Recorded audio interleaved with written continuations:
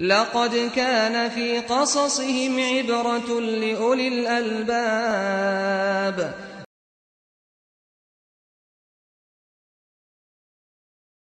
الحمد لله والصلاة والسلام على رسول اللہ وعلى آلہ وصحبہ ومن والہ۔ محترم بھائیوں اور بزرگوں، السلام علیکم ورحمۃ اللہ وبرکاتہ۔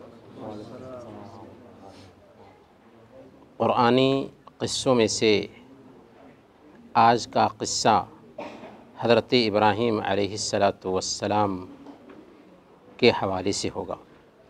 حضرت ابراہیم علیہ السلام عراق کی ایک دھرتی بابل میں پیدا ہوئے۔ آذر جو ان کے باپ تھے مورتی بناتے تھے، مورتی کی پوجا کرتے تھے اور مورتی بیچا بھی کرتے تھے۔ جس سماج میں پیدا ہوئے تھے اس سماج میں 3 طرح کے لوگ تھے۔ کچھ لوگ تھے جو سورج، چاند اور ستاروں کی پوجا کرتے تھے، کچھ لوگ تھے جو مورتیوں کی پوجا کرتے تھے، اور کچھ لوگ تھے جو اپنے بادشاہ نمرود کی بھی پوجا کرتے تھے۔ حضرت ابراہیم علیہ السلام اس اندھیرے میں جب آنکھ کھولتے ہیں تو ایک مسلمان چراغ بن کر کے اپنے سماج میں جلتا ہے اور سماج سدھار کا کام کرتا ہے۔ چنانچہ حضرت ابراہیم علیہ السلام سب سے پہلے اپنے باپ کو سمجھاتے ہیں اور کہتے ہیں کہ ابو جان، آپ ایسی چیز کی عبادت کیوں کرتے ہیں جو نہ کچھ فائدہ پہنچائے اور نہ نقصان پہنچائے؟ لیکن باپ نے ایک نہ سنی بلکہ دھمکی دیا، تو اپنی قوم کے پاس آتے ہیں اور قوم کے لوگوں کو سمجھاتے ہوئے کہتے ہیں ما هذه التماثيل التي انتم لها عاکفون، یہ مورتیاں کیا ہیں جن کے آپ مجاور بنے بیٹھے ہیں؟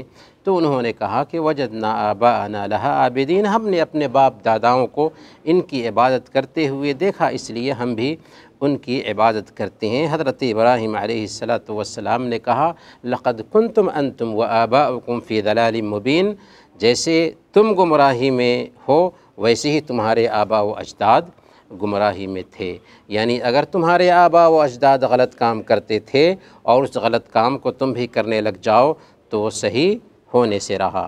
اسی طریقے سے حضرت ابراہیم علیہ السلام نے چاند، سورج اور ستاروں کے پجاریوں کو بھی سمجھایا۔ چنانچہ رات میں ستارہ نکلا ہوا دیکھا، کہا کہ یہ میرا رب ہے، لیکن جب ڈوب گیا تو کہا کہ یہ میرا رب نہیں ہو سکتا۔ دوسری رات چاند کو نکلا ہوا دیکھا تو کہا کہ یہ میرا رب ہے، لیکن چاند جب ڈوب گیا تو کہا کہ یہ میرا رب نہیں ہو سکتا۔ اسی طریقے سے صبح میں جب سورج کو نکلا ہوا دیکھا تو کہا کہ یہ میرا رب ہے، یہ بہت بڑا ہے، لیکن جب سورج بھی ڈوب گیا تو کہا کہ یہ بھی میرا رب نہیں ہو سکتا۔ اصل میں بتانا یہ چاہتے تھے جو نکلتا ہو، ڈوبتا ہو، جو ظاہر ہوتا ہو، چھپتا ہو، وہ رب نہیں ہو سکتا۔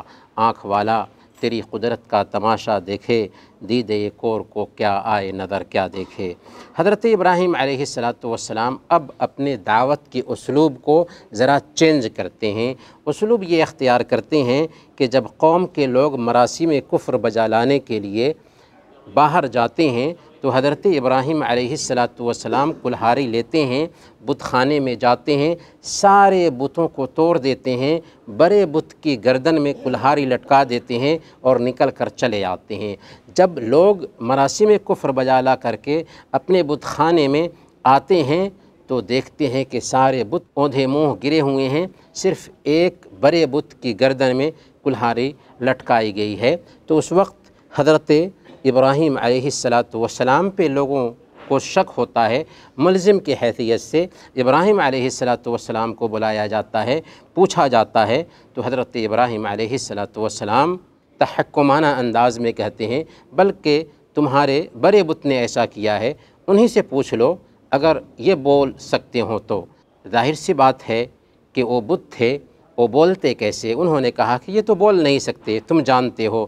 تب حضرت ابراہیم علیہ السلام کو موقع ملا اور انہوں نے پیغام دیا افتعبدون من دون اللہ ما لا ينفعکم شیئا ولا یضرکم اف لکم ولم تعبدون من دون اللہ، کیا تم ایسی چیز کی عبادت کرتے ہو جو نہ تمہیں فائدہ پہنچائے اور نہ نقصان پہنچائے، اف ہے تم پر اور ان پر جن کی تم پوجا کرتے ہو۔ برکیف حضرت ابراہیم علیہ السلام نے ایک اللہ کا پیغام پہنچا دیا تھا۔ جب انسان دلیل سے لاجواب ہوتا ہے تو اکرفو بننے لگتا ہے، چنانچہ دباؤ کا مظاہرہ کرنے کے لیے حضرت ابراہیم علیہ السلام کے لیے آگ جلائی گئی اور منجنیق کے ذریعہ اس آگ میں ڈال دیا گیا، لیکن اللہ رب العالمین جسے رکھے اسے کون چھکے، چنانچہ آگ حضرت ابراہیم علیہ السلام کے لیے ٹھنڈی ہوتی ہے اور سلامتی کے ساتھ ٹھنڈی ہو جاتی ہے۔ اسی طریقے سے ہم دیکھتے ہیں کہ حضرت ابراہیم علیہ السلام وقت کے بادشاہ نمرود کے پاس بھی جاتے ہیں، اللہ کا پیغام پہنچاتے ہیں، تو نمرود دلیل پوچھتا ہے، ابراہیم علیہ السلام کہتے ہیں ربی الذی یحیی و یمیت، میرا رب وہ ہے جو مارتا اور جلاتا ہے۔ نمرود دو لوگوں کو قید سے نکالتا ہے، ایک کی جان بخشی کا اعلان کرتا ہے اور دوسرے کو قتل کر کے کہتا ہے کہ دیکھو میں بھی مارتا اور جلاتا ہوں۔ یہ مارنا اور جلانا نہیں تھا، لیکن حضرت ابراہیم علیہ السلام نے اس سے بھی کلیئر انداز میں ایک دلیل پیش کی اور کہا ربی الذی یأتی بالشمس من المشرق فأت بها من المغرب، میرا رب وہ ہے جو سورج کو پورب سے نکالتا ہے تو پچھم سے نکال دے، تب ہم سمجھ جائیں گے کہ واقعی تم رب ہو۔ لیکن یہ سنتے ہی وہ بے زبان ہو گیا اور بغلیں جھانکنے لگا۔ حضرت ابراہیم علیہ السلام کی زندگی کے قصوں میں سے ایک یہ بھی ہے کہ حضرت ابراہیم علیہ السلام بڑھاپے کی عمر کو پہنچ چکے تھے، لیکن اولاد کی نعمت سے محروم تھے۔ چنانچہ حضرت ابراہیم علیہ السلام نے حضرت سارہ علیہ السلام جو ان کی پہلی بیوی تھی، ان کے علاوہ بھی دوسری عورت حضرت حاجرہ علیہ السلام سے شادی کر لی، اللہ سے دعا کیا، چنانچہ اللہ تعالیٰ نے بڑھاپے کی عمر میں حضرت اسماعیل علیہ السلام جیسا ننھا بیٹا دیا، لیکن اس کے بعد آزمائش کا دور شروع ہو جاتا ہے۔ چنانچہ حضرت ابراہیم علیہ السلام کو حکم ہوتا ہے کہ اپنے ننھے بچے اسماعیل کو اور ان کی ماں ہاجرہ کو مکہ کے بیاب ہو گیا سرزمین میں بسا آئیے۔ چنانچہ لے کر کے جاتے ہیں، بسا آتے ہیں، کھانے پینے کی چیزیں رکھ دیتے ہیں، لیکن کچھ ہی دنوں میں کھانے پینے کی چیزیں ختم ہو جاتی ہیں۔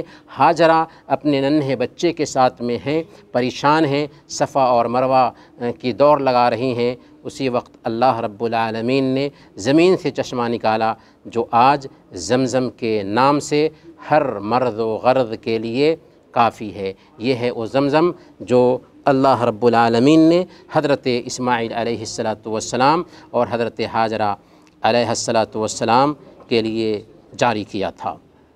دوسری آزمائش حضرت ابراہیم علیہ السلام کی یہ ہوئی کہ جب ننھے اسماعیل چلنے پھرنے کے قابل ہو گئے تو اللہ تعالیٰ نے خواب میں دکھایا کہ آپ اپنے بیٹے اسماعیل کو اللہ کے راستے میں قربان کیجئے۔ نبیوں کا خواب سچا ہوتا ہے، کوئی خواب پریشان نہیں ہوتا۔ چنانچہ حضرت ابراہیم علیہ السلام اپنے بچے کے پاس آتے ہیں اور مشورہ لیتے ہیں۔ بچے نے کہا یا ابت افعل ما تؤمر ستجدنی ان شاء اللہ من الصابرین، ابو جان آپ کو جس کام کا حکم ملا ہے اسے کر گزریے، ہمیں آپ صبر کرنے والوں میں سے پائیں گے۔ چنانچہ حضرت ابراہیم علیہ السلام اپنے بیٹے کو لختے جگر کو لٹا چکے ہیں، گردن پر چھری چلا رہے ہیں، لیکن اسی وقت اللہ تعالیٰ نے جنت سے دمبا بھیجا جس کی گردن پر حضرت ابراہیم علیہ السلام نے چھری چلائی، اور یہی وہ قربانی ہے جسے ہر سال ہم جانوروں کی گردن پر چھری چلا کر کے تازہ کرتے ہیں ابراہیمی یادگار کے طور پر۔ حضرت ابراہیم علیہ السلام کو حکم ملتا ہے کہ آپ اللہ کے لیے ایک گھر بنائیے۔ چنانچہ اسماعیل علیہ السلام کے ساتھ مل کر مکہ کی دھرتی پر خانہ کعبہ کی تعمیر فرماتے ہیں، جو دنیا کا سب سے پہلا گھر ہے۔ دنیا کے بتکدوں میں پہلا وہ گھر خدا کا، ہم اس کے پاسباں ہیں، وہ پاسباں ہمارا۔ حضرت ابراہیم علیہ السلام کے معجزات کو بھی جاننا چاہیے کہ حضرت ابراہیم علیہ السلام نے اللہ تعالیٰ سے گزارش کی تھی کہ اللہ ہمیں دکھا دے کہ تم مردوں کو کیسے زندہ کرتا ہے۔ اس کا ذکر اللہ تعالیٰ نے سورہ بقرہ آیت نمبر 260 میں کیا ہے۔ اللہ تعالیٰ نے فرمایا اولم تؤمن، اے ابراہیم کیا تمہیں ایمان نہیں کہ میں مردوں کو زندہ کروں گا؟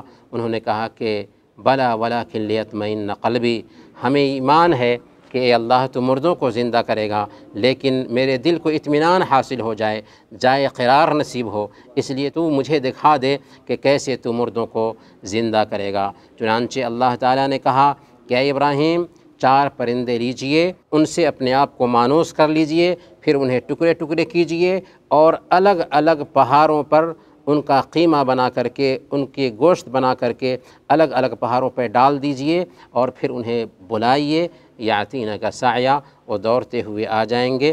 چنانچہ بالکل ویسا ہی ہوا، اور وہ پرندے زندہ ہو کر کے دوڑ کر آ گئے، جس سے حضرت ابراہیم علیہ السلام کو عین الیقین حاصل ہوا۔ حضرت ابراہیم علیہ السلام کی زندگی کے قصوں میں سے ایک آخری جو قصہ ہے وہ حضرت اسحاق علیہ السلام کی پیدائش کی بشارت کے لیے فرشتوں کا ان کے گھر آنا ہے۔ چنانچہ ایک دن حضرت ابراہیم علیہ السلام کے گھر چند فرشتے انسانی شکل میں آتے ہیں۔ حضرت ابراہیم علیہ السلام سخی تھے، چنانچہ حضرت ابراہیم علیہ السلام نے جب دیکھا کہ میرے گھر کچھ مہمان آئے ہوئے ہیں، تو انہوں نے گھر جا کر کے بچھڑا بنایا، باضابطہ گوشت اس کا بنا کر کے لا کر کے پیش کیا، لیکن وہ تو فرشتے تھے، وہ کھاتے کیسے؟ اس لیے ہاتھ نہیں بڑھایا۔ تو حضرت ابراہیم علیہ السلام پریشان ہو گئے۔ اس پریشانی کو دیکھ کر کے فرشتوں نے کہا کہ دیکھیں، ہم فرشتے ہیں اور اللہ نے ہمیں آپ کے پاس بھیجا ہے تاکہ ہم آپ کے گھر میں ایک بچے کی ولادت کی خوشخبری سنائیں۔ چنانچہ اسی کے بعد حضرت سارہ علیہ السلام کے بطن سے حضرت اسحاق علیہ السلام کی ولادت ہوئی، جنہیں حضرت ابراہیم علیہ السلام نے فلسطین میں بسایا تھا، اور دوسرے بیٹے حضرت اسماعیل علیہ السلام کو مکہ میں بسایا تھا۔ انہیں کی اولاد میں سے اللہ کے نبی محمد الرسول اللہ صلی اللہ علیہ وسلم ہے۔ یہاں پر ایک سب سے اہم پیغام جو ہم سیکھتے ہیں وہ یہ ہے کہ اسلام کوئی نیا مذہب نہیں ہے جو محمد صلی اللہ علیہ وسلم لے کر کے آئے ہوں، بلکہ وہی دین ہے جو اللہ تعالیٰ نے آدم علیہ السلام کو دیا تھا، اور پھر آدم علیہ السلام سے نوح علیہ السلام، اور پھر ابراہیم علیہ السلام اور دوسرے نبیوں نے ہر زمانے میں پیش کیا۔ ہاں، اللہ کے نبی صلی اللہ علیہ وسلم اسی اسلام کو آخری شکل میں پیش کرنے والے ہیں۔ اب اسلام کے علاوہ کوئی اور دین انسانیت سے قبول نہیں کیا جائے گا۔ وصلی اللہ علی نبینا محمد وعلی آلہ وصحبہ اجمعین۔